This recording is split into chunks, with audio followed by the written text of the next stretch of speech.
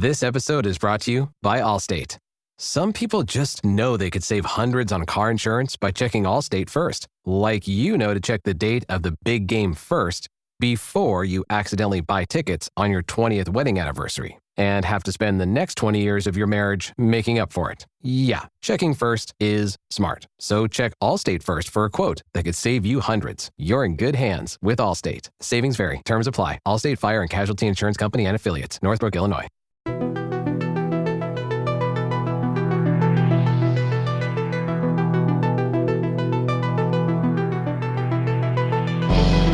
Hi, everyone, and welcome on in to another edition of Eye on the Enemy, presented by the Eagles Pin Pull Network. I'm your host, John Stolnis. You can follow me on X and Blue Sky at John Stolnis.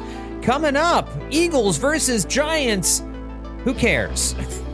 A game that doesn't mean anything. Normally, we would talk to an Eagles reporter. A Giants reporter. I would have had Ed Valentine on the show this week, and I love talking to Ed, but really, this game doesn't mean anything. We really don't care about the Giants this week. We're going to see a lot of Tanner McKee, but other than that, we're not going to see any of the starters play. It's a meaningless game. So instead of taking a deep dive into the X's and O's and the matchups to watch between all of the backups who are going to be playing this Sunday, I figured we would kind of zoom out a little bit and we would address all of the hot button issues facing Philadelphia as they finish up the regular season and get ready for the real season, of course, the playoffs, which begin in just over a week. But we're going to touch on the Saquon Barkley decision. Nick Sirianni, is he coaching for his job? I saw that out there online someplace. We'll talk about that. Worried about Jalen Hurts? Still in the concussion protocol? What's your level of worry there? And Packers or Commanders? We know it's going to be one of those two teams in the first round of the playoffs for the Eagles coming to Philadelphia. Is there a team that's a better matchup, one that we would prefer that they face? We'll dive into all that stuff here on this edition of Eye on the Enemy. But let's talk about the game on Sunday real quick.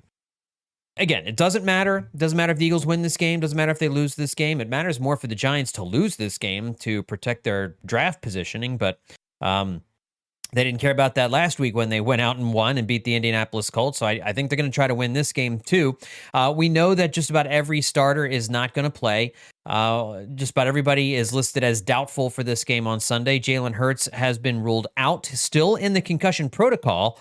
And I'm going to touch on that specifically a bit more coming up here in just a few minutes. But, I really enjoyed watching Kenny Pickett last week. I was impressed by what we saw from him, but he is still dealing with broken ribs. And so he is not going to play on Sunday either. It's going to be the Tanner McKee show, which kind of makes this a game worth watching now. He's going to be thrown to the backups, right? He's going to see a lot of Johnny Wilson out there. He's going to see a lot of Aniyah Smith.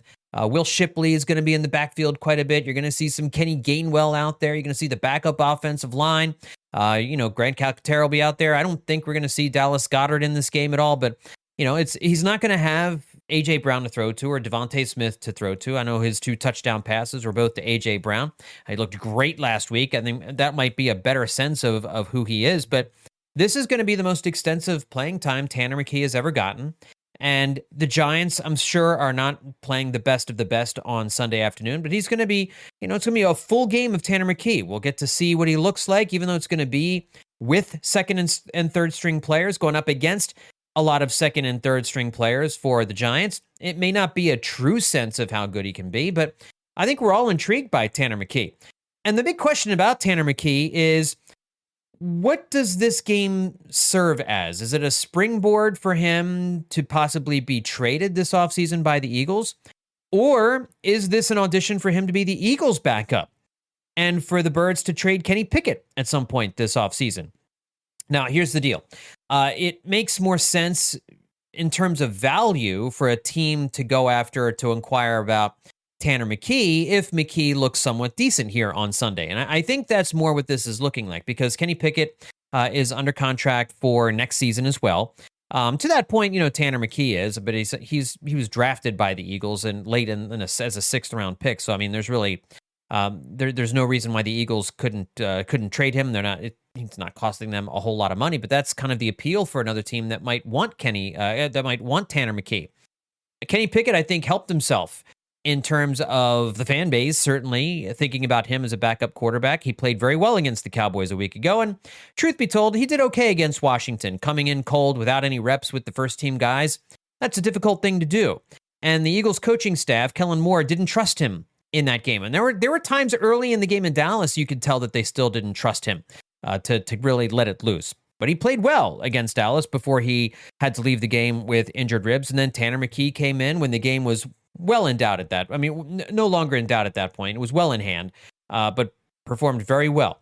So that's the thing. I mean, is this Tanner McKee game on Sunday, is this going to be something where it's more of an audition for other teams to take a look at what Tanner McKee maybe can or can't do? I think the Eagles are definitely, if McKee plays well here, I think they're going to move one of those guys this offseason. McKee is 2 years younger than Kenny Pickett. The Eagles gave up a little bit more to get Kenny Pickett, so they might want to keep him around in order to kind of recoup that that draft capital. What would McKee bring to the Eagles? I don't know. There's a lot of quarterback hungry teams out there. There's a lot of teams out there that might like a quarterback that they can develop. McKee's got the size, he's got the arm strength, he can make all of the throws. He's not terribly mobile. That's really the only strike against him. He's a pure pocket passer. But he's a big kid who can make all the throws, and he looks very comfortable out there reading defenses. The coaching staff praises his ability to read defenses and know what he's looking out there. He if he looks like he's a potential starting quarterback, I think you could see a team offer something real for him. Certainly the Eagles would recoup what they drafted him, what they used up to draft him, a 6th round pick, if he plays well on Sunday. But is that what we're looking at on Sunday? Is this an audition for Tanner McKee to be on another team next year as trade bait for the Eagles this offseason? Or is he auditioning to be the Eagles' backup for the Eagles to move Kenny Pickett in a deal? Kenny Pickett might be better for a team that has playoff aspirations because Pickett has started games in the NFL. He will have played for an Eagles team for a year and played pretty well for an Eagles team that was fighting for a playoff spot. So I think we've all been impressed by. More certainly, I hated the Kenny Pickett deal. I thought he was a terrible quarterback, and he's still not a great quarterback. That's why I think that Sunday's game for Tanner McKee is an audition for him for another team. I think Tanner McKee is. I think he helps the Eagles more as trade bait, and Kenny Pickett likely has cemented himself as the backup quarterback next season. I think you're going to see Tanner McKee traded this offseason, and the Eagles draft somebody else late in the draft, maybe an early day 3 pick on a quarterback that they can develop. This is why they drafted a guy like Tanner McKee. For situations just like this, to get him some time, again, assuming he's going to play well, which I think we all think he's going to play well, that the Eagles can take that 6th round pick and they can get a 3rd or a 4th round pick out of it, maybe. I mean, I think that's what they would be looking for if McKee plays well, and if there's a team out there that thinks they want to try him out as a starter, or at least have him in an open competition. That's the price I would be asking for. Maybe it's too high, but that's the price that I would be asking for. And that's the whole reason you draft quarterbacks late in the draft, try to develop them and try to flip them. It's like you're flipping houses. You spend $250,000 on a rundown house, put $100,000 in renovations into it, and try and sell it for $475 or $480. You make like $50,000 on a house, and you move on to the next thing. That's kind of what the Eagles are doing here with Tanner McKee and quarterbacks that they draft late in the draft. So. If they do move on from McKee, wouldn't be at all surprised to see the Eagles draft another Tanner McKee-like player in the 4th round, 5th round, 6th round, something like that. All right, I beat around the bush enough about this Saquon decision. Everybody's got an opinion on this. Everybody's got, and some of them are half-baked, but some of them are very real and true and good.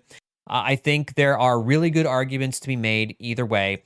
Last week, as after the game was over and it became clear once they pulled Saquon after getting 2,000 yards, it seemed clear to me the die was cast. He was not going to play in Week 18. They knew that they were locked in for the number 2 seed. And as we were saying last week, as I was talking about with RJ Ochoa, the whole reason you push to win that game against the Cowboys last week is so that you can give this team the bye week that they're not going to get as the number 2 seed. As the number 1 seed, that first round bye is such a huge advantage. It means you're playing one fewer playoff game, and that's the bigger advantage. But getting that bye week, that week of rest for everybody to rest up and heal, is a huge deal. And for an Eagles team that had their bye week all the way back in Week 5 in early October, this is needed. they need to rest here in week 18.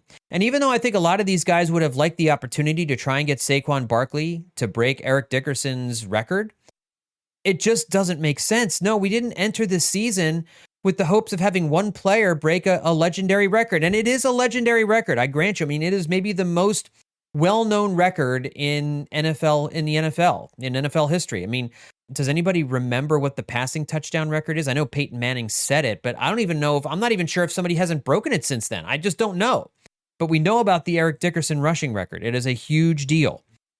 And I get Saquon Barkley is probably disappointed. I think he understands the decision. Listening to him talk this week, it certainly sounds like he understands the decision.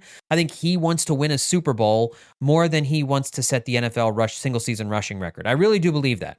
And if he does believe that, then he understands what Nick Sirianni and the rest of the Eagles coaching staff is deciding here. And I'm sure that this had the blessing of Jeffrey Lurie and Howie Roseman. I mean, I don't think he would have made this decision in a vacuum. If Jeffrey Lurie had really wanted Nick Sirianni and Saquon Barkley to go for this, I think he would be going for this. But E.J. Smith said something on the Philly Special podcast that I thought was illuminating, saying that essentially Saquon was partially relieved that the decision was taken away from him. Because he said that he personally would have felt awful had someone on the offensive line or Jalen Hurts or one of the other key players gotten hurt trying to get him to reach this individual record. It is a legendary individual record, and they all wanted to be a part of it. But he would have felt awful that in this meaningless game, when everybody's trying to get a Super Bowl title that eluded them 2 years ago, that if somebody had gotten hurt, because you can't have Saquon Barkley playing against the second string offensive line. You can't have him out there with Will Shipley, and all these other guys. Jahan Dotson is your number one receiver. He's not going to set the record doing that. Even against the Giants, he's not going to get the 101 yards he needed, probably. Even, playing behind the second string offensive line. So if you're really going to push for Saquon Barkley to get this record, then you got to start the real offensive line. You probably have to start some of your skill position players. You're not starting Jalen Hurts, obviously, because he's still in the concussion protocol. But you're behind Tanner McKee in that case, and so it didn't make sense. And he would have felt bad if one of those players had gotten hurt, right? And we saw AJ Brown got hurt playing in a meaningless game late last season. They factor all those different kinds of things in. It didn't make sense from the start, that this week 18 was so important to use this as a bye week, essentially, to get you ready for the playoffs. And there is that, and I thought that was a really smart thing that Smith said he heard Saquon talking about, the guilt that he would have felt having a teammate get injured, chasing a personal record. And look, there are some who always would have seen the record as not being legitimate anyway, because Barkley would have achieved it in 17 games as opposed to Dickerson's 16 games. Now, Dickerson's been making a big deal about that. I don't really want to hear that from Dickerson, because he also had an additional 30 some odd or 40 some odd rushing attempts than Saquon has had. Dickerson played in a time when running the ball, the running game, was more a staple of what offenses were doing. So he had more rushing opportunities than Saquon Barkley had. So, that is certainly something to negate the 17 games versus 16 games argument. But there always would have been that little asterisk out there. And I think as Eagles fans, we would have ignored that. And certainly Saquon Barkley would have been the NFL's all-time single-season rushing record holder. I mean, Eric Dickerson broke O.J. Simpson's record, and O.J. did it in 14 games. And I don't think Dickerson was delegitimizing it then, and he's not delegitimizing it now. So, if this game had meant something, right? If they were still battling for the 1 seed and Saquon Barkley breaks the record because it's a competitive game, you feel a little bit better about that, rather than putting all of your starters in there in a meaningless game against a going nowhere Giants team that's just trying to finish out the season, all so that Saquon can chase this record. It would have lost a little bit of its luster, especially in the 17th game of the schedule instead of the 16th game of the schedule. And I saw a couple people saying this. I think Dan Orlovsky was one of them, that the Eagles now they need to win the Super Bowl to justify this decision. That's just not the case. There are so many more arguments, in my opinion, against Saquon Barkley playing on Sunday and trying to break the record than for him doing it. As a fan, I'm disappointed. I truly am. I'm really disappointed. I wish there was a way we could have gotten our cake and eaten it too. But I want the Super Bowl more than I want the single season rushing record. And I'm sorry, you had to choose. Sometimes we've got to be grown-ups and we have to choose things. We can't have it all. We can't have everything we want. And you could have run the risk. You could have put all those guys out there, but heaven forbid Cam Jurgens gets his knee blown up. Heaven forbid A.J. Brown goes down. Heaven forbid Lane Johnson tweaks a knee. Lane Johnson's 34 years old. He wants the week off, man. He wants the week off. Jordan Mailata has already missed some time this year. Lander Dickerson has missed some time. Get these guys off the field. They've been playing for like 4 months straight without a break. Yeah, I know that a lot of those offensive linemen were saying they wanted to play to see Saquon break the record, but I guarantee you give them some truth serum in their hearts, they are happy to have this week off. And so I understand the fans out there who really hate this decision, who absolutely think that Saquon should be going for this record on Sunday.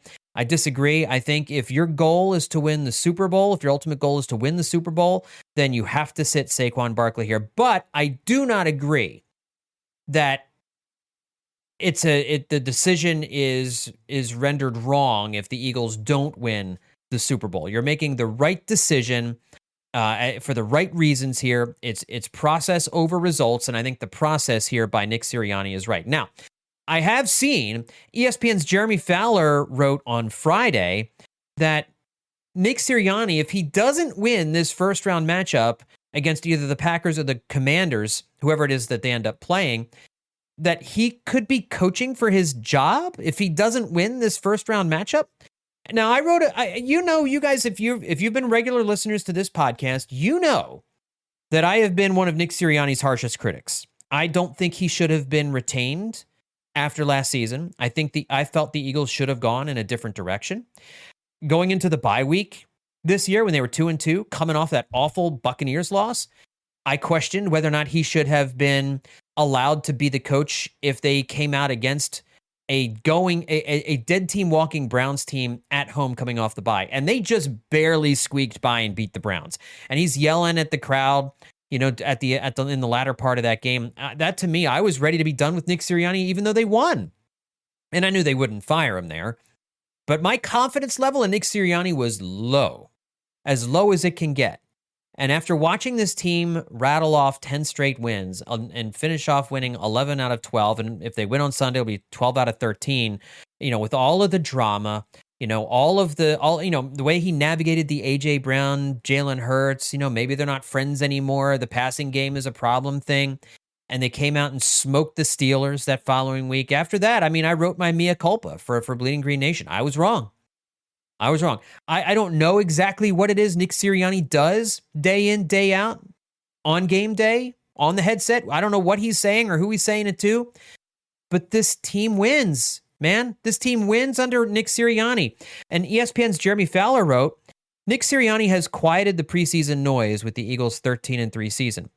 Would a first-round playoff exit reignite talks about his job status? It's hard to say, but it's a question some people around the league are wondering. Sirianni's 47-20 record is impressive, yet his standing was a talking point coming off a tumultuous 2023 campaign, and he doesn't have a contract extension in place. The sideline and on-field spats are sort of hard to ignore. Any firing here would be a sizable upset, but if we're talking surprises, this would be one to list because his status was a regular debate 4 months ago. It was for me, and I guess if you're thinking about it, you're the number 2 seed. I don't know if the Saquon Barkley decision factors into whether or not the Eagles would fire Nick Sirianni if he doesn't win his first round playoff matchup. I don't think he gets fired because he sat Saquon Barkley. It would simply be that he's a good head coach, but maybe not the head coach to lead you to the Super Bowl. I guess, how do they, it would be a massive upset for them to lose to the Packers or the Commanders. I guess maybe not a massive upset, because I think most people came into the season thinking the Packers were more of an up-and-coming team than the Eagles were. And the Commanders have only one win against a winning team this year. And we're going to get to more about the Commanders and Packers and which matchup makes more sense here in just a second. But it would be a huge upset if the Eagles were to lose at home, especially with this mini bye week here in Week 18 next weekend. And we don't know if the Eagles are playing on Saturday, Sunday, or Monday night just yet. It would be a surprise for sure if the Eagles decided to cut bait, but no, if he hasn't been offered a contract extension despite the record. Is Jeffrey Lurie taking a wait and see approach? If they are ousted in the first round for the second straight year, would they let him go? As I'm sitting here thinking about it more and more, I certainly wouldn't let him go. I think Nick Sirianni has earned the right to continue on as head coach. I think he's earned a contract extension. I really do. I think he's handled everything better than I expected. I certainly don't like the on-field spats. I certainly don't like the moments of immaturity. But I think he's done enough to warrant a contract extension and to warrant some grace if this team does lose in the first round. I guess we just kind of have to see what happens. We have to see how they lose in order for that to be a reality. But I just kind of, it's interesting to me that there are people around the league wondering whether or not he would be ousted after a first round exit. Again, a first round exit as the number if you're the number 2 seed, you're playing at home, all these different things. It really would be unfathomable for the Eagles to lose this game. But if Jalen Hurts isn't 100%, maybe, somebody gets hurt, maybe. Again, the circumstances would have to dictate exactly how that would go down. But that would truly be, as Jeremy Fowler writes, a sizable upset. It would be a shock. Now, moving on to Jalen Hurts. On Friday, I'm recording this late on Friday night. He did not practice all week. He has officially been labeled as out. We knew he wasn't going to play. But there is some, I don't know what the level of concern is. I'm concerned. I'm worried that Jalen Hurts still hasn't been on the practice field and hasn't cleared the concussion protocol. We don't really need to start getting worried until the middle of next week, Tuesday, Wednesday, something like that. I expect that we'll hear Nick Sirianni talking about Jalen Hurts more in the beginning to middle of next week. He didn't say much at all on Friday. He was pressed about Jalen Hurts' status and just simply said he's continuing to progress through the concussion protocol. But they won't give any details about that. They won't go into detail about how far along the player is, what kind of symptoms they're having. E.J. Smith did say in that Philly special podcast that Hurts is at the NovaCare complex each and every day. So it's not like he's sleeping in a deprivation tank to avoid bright lights and loud noises or anything like that. But we don't know where Jalen Hurts is. And obviously, this team has a far better chance of beating the Packers or the Commanders in the wild card round if Jalen Hurts is under center. You would have liked to have seen him just for our security, our sake of security in our hearts. We would have liked to have seen him on the practice field, done with the concussion protocol, or at least a little bit further down the road in terms of recovering from this. Looking back at the play 2 Sundays ago, it just didn't seem like a violent hit at the time. But all these brain injuries are different. Everything's weird. So, with concussions, you just never know. So I don't think there's any need to stress unless he's still not practicing at the beginning of next week. If he's still not practicing at the beginning of next week, then I think we can all really officially be worried. At the moment, it's kind of a concern. I was certainly expecting him to be further along than he is, but that doesn't necessarily mean anything. It could be any number of reasons why Jalen Hurts hasn't moved a little bit further, along the concussion protocol.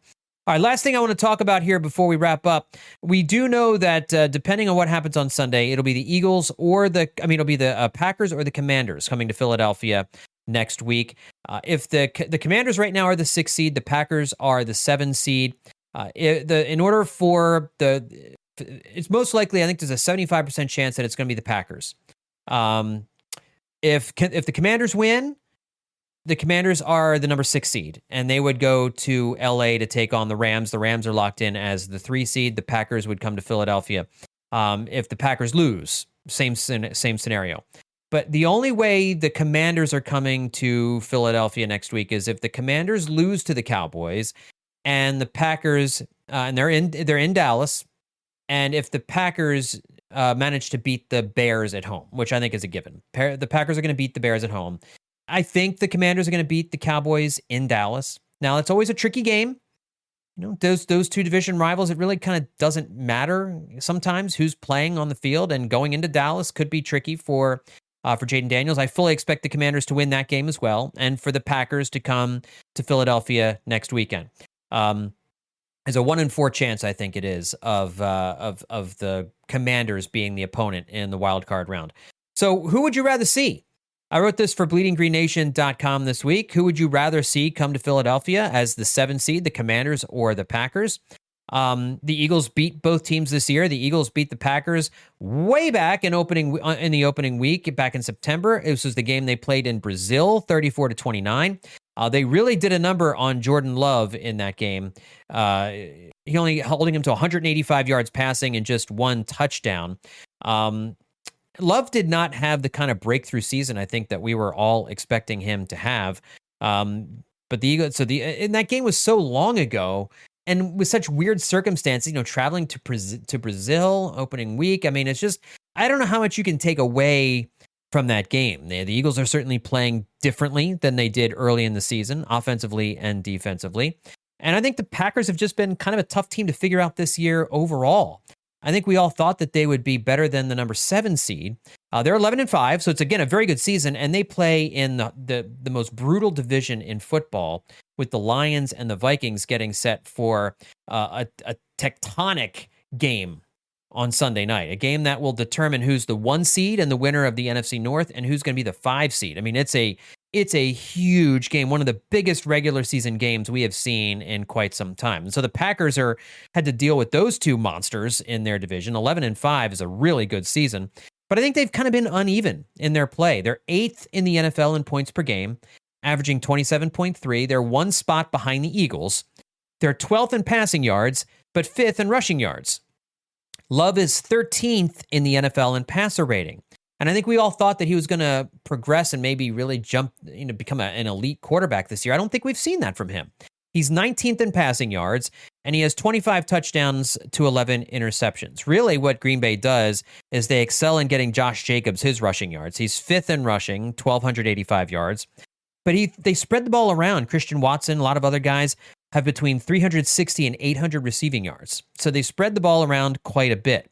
Looking at Washington's offense behind Jayden Daniels, they've been more dynamic and a little bit more productive, albeit against a much, much weaker schedule. They're 5th in points per game, 28.8, 16th in passing yards, but 3rd in rushing behind only the Eagles and the Ravens, who are 1 and 2. Daniels is obviously going to be Offensive Rookie of the Year. I think he's not in... I wrote this on Twitter and I got hammered for it. I think he should be in the conversation for NFL MVP. Would I vote for him? No. I think you probably give it to Josh Allen and Lamar Jackson. They're probably ahead of him, but I would have Jayden Daniels ahead of Joe Burrow. I know Burrow's numbers are insane, but where are the Commanders without Jayden Daniels? Where are they? I know, look at the record against teams over 500. I'm going to get to that in just a second. But my goodness, 864 yards rushing. It's 20th in the NFL, but really good for a quarterback. He's thrown for 3,530 yards. That's more than Jordan Love or Jalen Hurts, and a 25-9 touchdown to interception ratio. He's also authored a ton of late-game fourth-quarter comebacks. He's the first quarterback in NFL history with 8 or more passing touchdowns and 200 or more rushing yards in a 2-game span. He's done that the last 2 weeks against the Eagles and then last week against the Falcons. He led back-to-back double-digit comeback wins with a game-winning passing touchdown to lead his team to the playoffs. It's really an incredible thing that Jayden Daniels is doing. Now, the Eagles really should have beaten him both times. He had his worst game of the season against Vic Fangio's defense in Week 11. And we forget, because he went on that game-winning drive at the end, but the Eagles intercepted him late in the fourth quarter of that win in Week 16. That should have been the game, right? Devontae Smith hauls in that catch over the middle. That's it. Jaden Daniels doesn't lead them on that comeback win. He throws the game-sealing interception. So Fangio's defense has done a really good job against Jaden Daniels for the most part. And as I mentioned, they did a great job against him against Jordan Love back in Week 1. Looking defensively at things, the Packers gave up the 6th fewest points in the NFL this year, only allowing 19.6 points per game. Washington ranked 19th at 23.2 points per game, but the Packers have lost Jair Alexander for the rest of the season. They're really good cornerback, so the Packers' defense would be weakened quite a bit. Washington had the 3rd best pass defense in terms of yard allowed. The Packers were 17th, so it was already not a strength for them. Green Bay had the 6th best run defense in the league, while Washington was 28th. So as we've seen, the Eagles have run the ball all over Washington in their 2 meetings. They piled up 228 yards and 211 yards in their 2 matchups. That's 439 yards of rushing in the 2 games against Washington. Green Bay gave up 144 yards on the ground to the Eagles back in Week 1. So both teams have their set of matchup issues with the Eagles. Philadelphia has a better roster than both. You've got Green Bay's playoff experience from a year ago. That could be helpful to them. Remember how hot Jordan Love got in the playoffs. But Washington's got that red-hot rookie quarterback. They're kind of playing with house money right now. They've got a dynamic offense. They just beat the Eagles, so they would come into Philadelphia feeling pretty confident. I think the Eagles are more familiar with Washington. The Green Bay game was so long ago, I really don't know if the circumstances surrounding that game allow us to extrapolate anything for a potential playoff appearance. I personally would rather see the Commanders come into town. I put up a poll in my Bleeding Green Nation article that got over nearly 5,600 votes, and 63% of you said the Commanders to 37% saying the Packers. I think I agree. Most of us believe that the Packers have a better roster than the Commanders, and I worry about the Packers of the preseason, those expectations of the preseason coming true in a game against the Eagles at the Link in the playoffs. And I'll note one other thing. Again, Washington and Green Bay has the same record. Washington has a better conference record than Green Bay, which is why they have the tiebreaker. But that's because they played a much weaker schedule, Washington did. And Washington is just 1-4 against teams with a winning record. Again, they've only beaten the Eagles, and they lost to the Eagles, and they also lost to the Buccaneers, to the Ravens, and the Steelers. They're 1-4 against teams with a winning record this year. So you could argue that the Commanders really haven't beaten anybody. And coming into Philadelphia, again, playing an Eagles team, coming off a bye, essentially, here in Week 18, I would rather see the Commanders come to Philadelphia. I would rather play them than the Packers, although it looks certainly like the Packers are the more likely opponent in the wildcard round. And again, we don't know if it would be on Saturday, Sunday, or on Monday night. I think that wraps up all of the big picture talking points that we have here as we get ready for this game against the Giants on Sunday. I do like Tanner McKee in this game. I do think the Eagles will win this game, but it doesn't, if you're seriously looking at betting on any of these Week 18 games, I'm not a sports gambling guy. I don't bet on sports. I don't like betting on sports. So don't ever listen to me and think, oh, John's saying to put money on this guy or on that guy or on that team or whatever. Don't come to me for that. I'm not the betting guy, but I would just say, like, this, there is nothing for sure you can take to the bank, with the exception of maybe a couple of games that will be played, like, with 2 teams really trying to win. The Buccaneers are going to try to win. The Falcons are going to try to win. Those 2 teams are battling for the NFC South. The Buccaneers, if they win, they're in. The Falcons need to win and for the Buccaneers to lose. If that happens, then the Falcons are in, because the Falcons have beaten the Buccaneers twice this year, and if they finish with the same record, the Falcons would win the NFC South. And the Buccaneers are hosting the Saints. Tampa Bay is a 14-point home favorite against the Saints, so I think they're feeling pretty good about that one. Meanwhile, the Falcons are 7.5-point home favorites against the Panthers. Both those teams should win those games, and the Buccaneers should win the NFC South, but you never know. These intra-division games, they can be a little bit crazy. I mentioned the Commanders are 6.5-point road favorites against the Dallas Cowboys, and the Packers are 10-point home favorites against the Bears. So again, no real surprises there. Now, over in the AFC, there are still a couple of interesting things going on in the AFC wildcard race.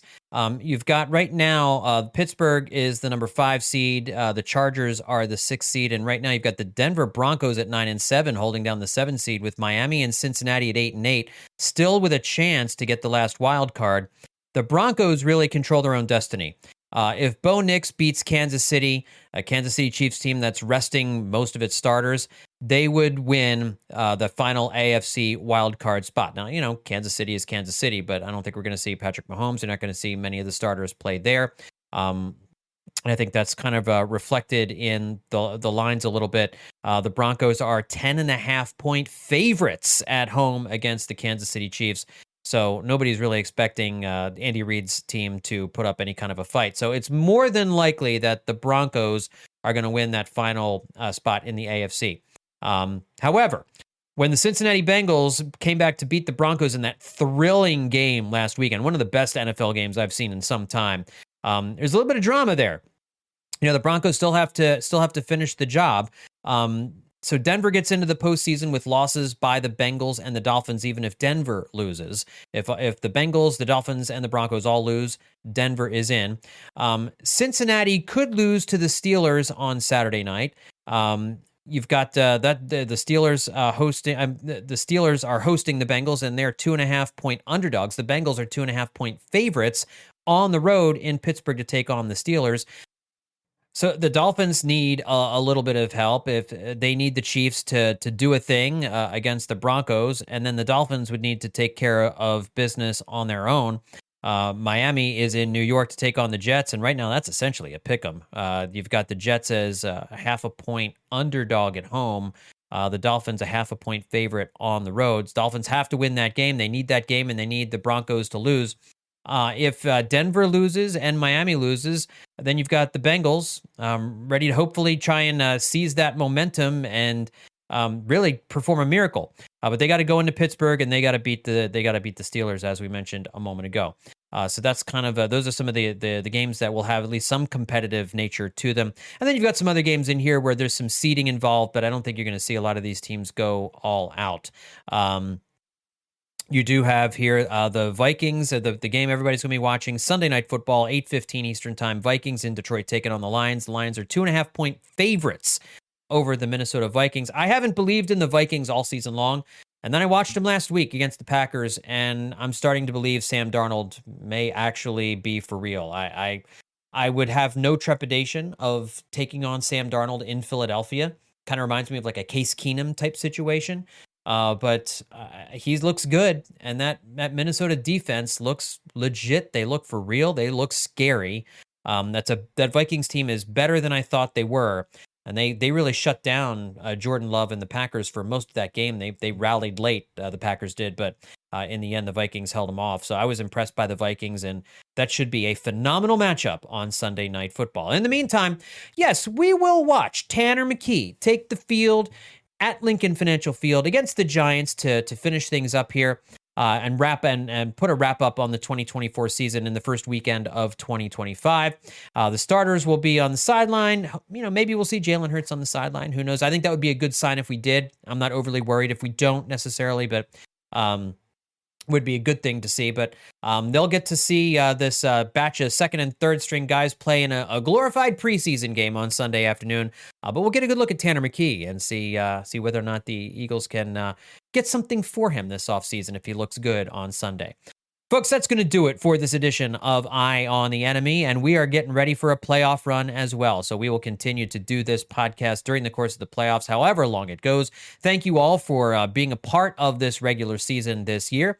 And we look forward to hopefully making an extended playoff run and continuing with Eye on the Enemy for another month or so. Thanks, everybody, for listening. We'll talk to you next time right here on Eye on the Enemy.